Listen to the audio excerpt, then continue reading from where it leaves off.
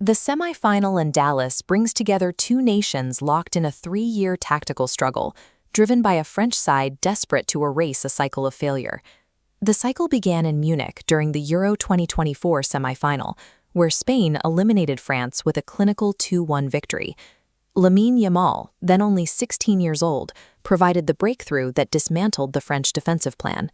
The trauma deepened a year later in the Nations League. Spain raced to a 5-1 lead, and while France mounted a late 4-goal surge, the 5-4 loss confirmed that their previous defensive methods were no longer viable. Didier Deschamps reached a breaking point. He could either cling to a failing identity or rebuild the team's entire tactical foundation. Historically, France relied on deep-sitting defense and explosive counterattacks, a strategy built on raw speed and direct transitions. Spain learned to neutralize this momentum.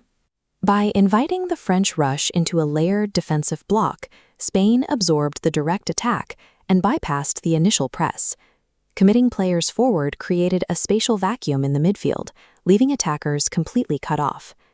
Defeating Spain in 2026 required a system that could control the tempo, replacing wild transitions with a newly engineered matrix built on sustained possession and structured buildup. France adopted a 4-2-3-1 formation for this World Cup. Since the switch, they are a perfect 6-0-0. Kylian Mbappe is the primary beneficiary of this control. He no longer has to hunt for the ball. The system brings the game to him. He enters the semifinal as the tournament's leading scorer with 8 goals. By matching the 8 goals he scored in Qatar, Mbappe is the first player to record 8 or more goals in consecutive World Cups. His career total has climbed to 20 World Cup goals in just 20 appearances. As this chart shows, maintaining exactly 1 goal per game puts him on a trajectory to become the most prolific player in tournament history. This efficiency is from the new possession-based system.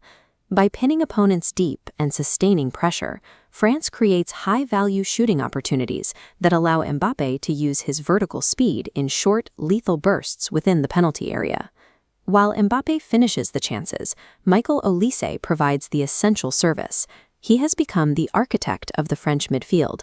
This radar map tracks Olise's distribution radiating through the opponent's half spaces, resulting in 5 assists across 4 starts. As the threshold line indicates, he is just 1 assist away from matching the all-time World Cup record. That record has been held by Pelé since his 6-assist performance in 1970. The Mbappe-Olise partnership is the optimized engine France needed, a pairing designed to exploit the very spaces Spain once used to trap them. But France's new efficiency now meets its countermeasure, a Spanish defense that thrives on limiting events. Rodri serves as the anchor of this unit, dictating a mid-block structure that prioritizes collective discipline over individual tracking.